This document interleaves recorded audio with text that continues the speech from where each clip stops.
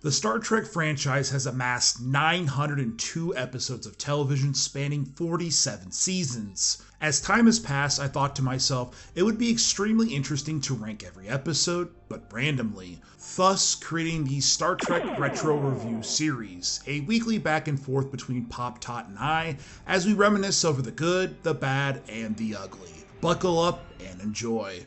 After back-to-back Voyager episodes, I thought it best to hop over to the beloved TNG with Who Watches the Watchers, a relatively beloved episode in the Trek continuity. Pop Tot, what did you think about this episode? Well, it's an interesting episode, and we had talked about it offline. As it kind of feels like if you've seen Star Trek Insurrection, the whole observational, duck blind, inferior technological races.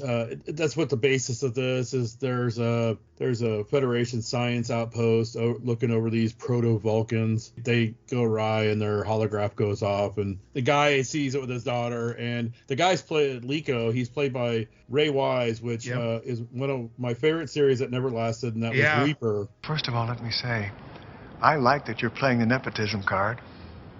It shows a certain moral disregard that I find utterly charming. He was also Robin Scherbatsky's dad on How I Met Your Mother. And he was also the preacher the father, in Psych. I always try to start every exorcism with a little humor. Oh, check this one out. A priest, a rabbi. It's over now.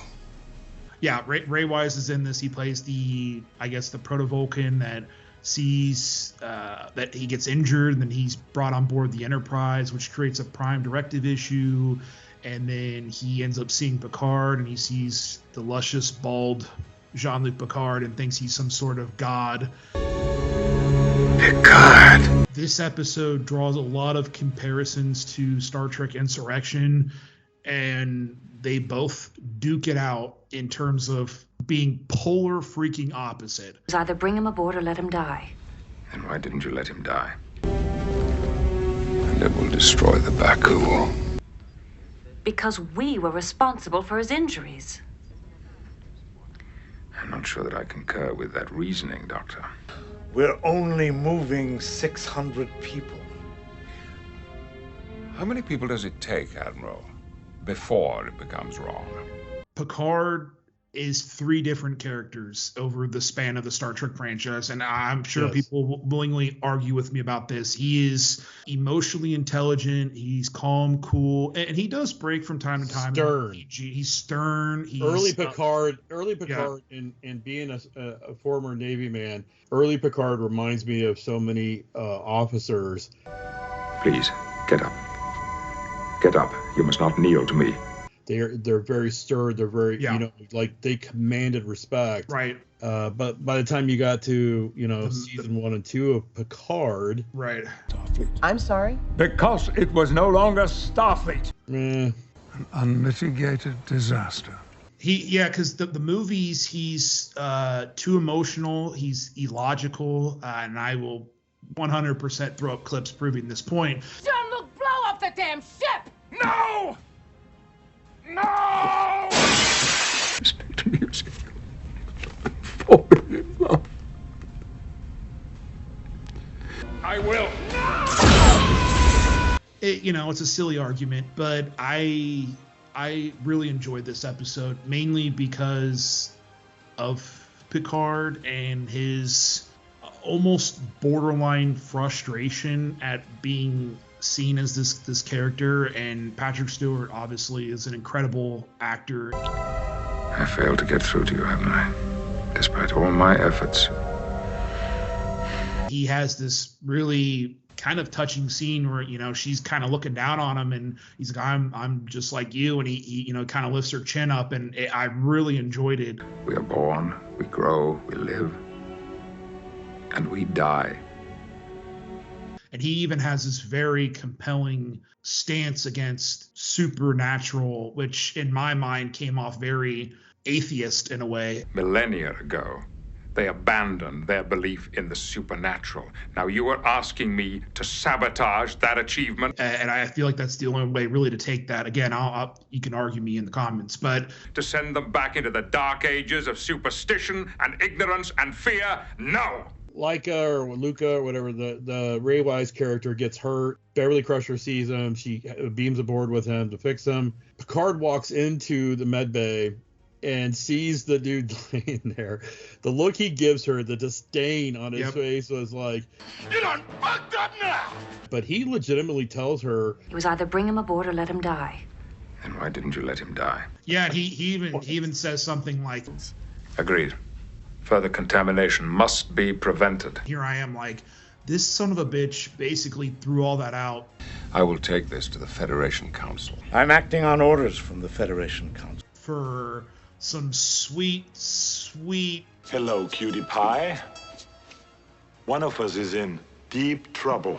I looked up the Prime Directive. I wanted to see what the actual verbiage is, and this scares me. It's the first line. It says the Prime Directive prohibited Starfleet personnel and spacecraft from interfering with the normal development of any society and mandates that any Starfleet vessel or crew member is expendable. An unmitigated disaster. To prevent violation of this rule. I was like, what?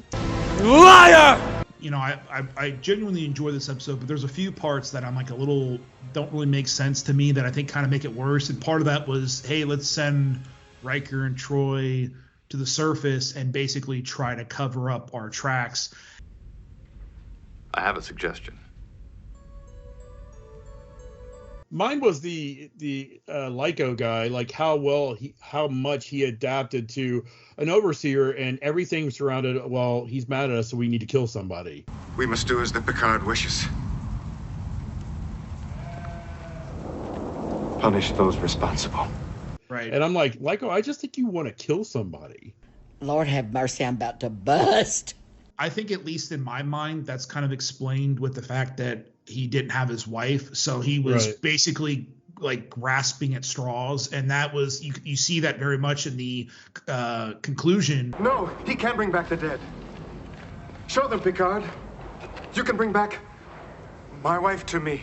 30 years ago. Why did Riker have to carry the one scientist like 4 miles? Oh my God! To get beamed up? He had a million chances, and then he picks like this like thick rock to do it, and I'm like, dude, you could have done it as soon as you hit the corner. Right.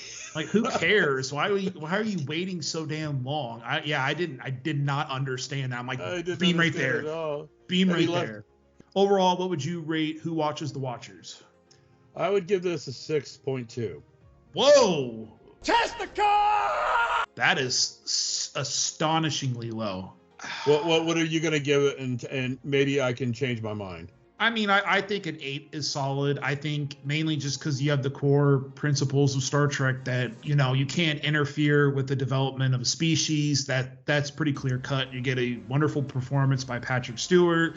You get kind of a deep dive into the mythology of Star Trek, really, with his breakdown. I'll tell you what.